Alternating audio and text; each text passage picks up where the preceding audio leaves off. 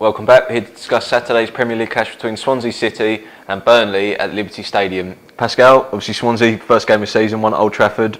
Impressive from them. Yeah, really impressive. I mean, especially against a United team who were like, there was a lot of buzz around them going into that game, Louis van Gaal's first game, and for Swansea to go and win there was just really impressive. The first goal especially, there's so many passes. I think there was more passes in that goal than any goal last season, and then the great finish by Key as well. So fantastic start for them, especially considering some are tipping them to go down this season. Finally, what about Burnley? Obviously another team that tipped to go down, started with a 3-1 defeat at home to Chelsea, but they were okay, weren't they? They were positive signs for them. They were good. I think they were very positive signs. They're many people's favourites to finish bottom of the league, but they couldn't have got a much harder start than Chelsea. They're favourites for the title.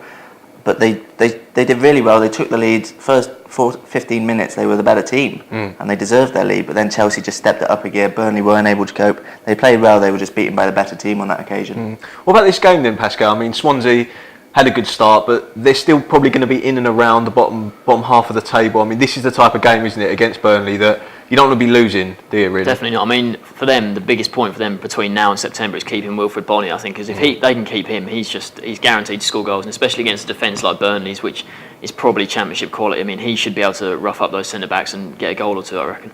Well, Danny Ings didn't have much joy, did he, against Chelsea? But there's going to be strikers that aren't going to have much joy against Chelsea this season. But they've got goals in the team, haven't they? It's just Arfield looked quite good from midfield. He scored the goal. He threatened again.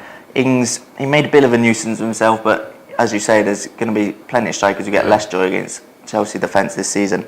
I think he will be key to any chance they have of staying up this season. Same as Vokes when he comes back.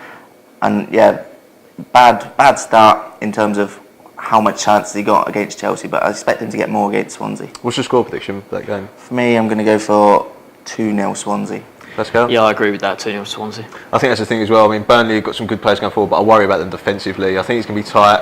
I'm just going to go 1-0 Swansea. I think they'll get the 3 points. Thanks for joining us.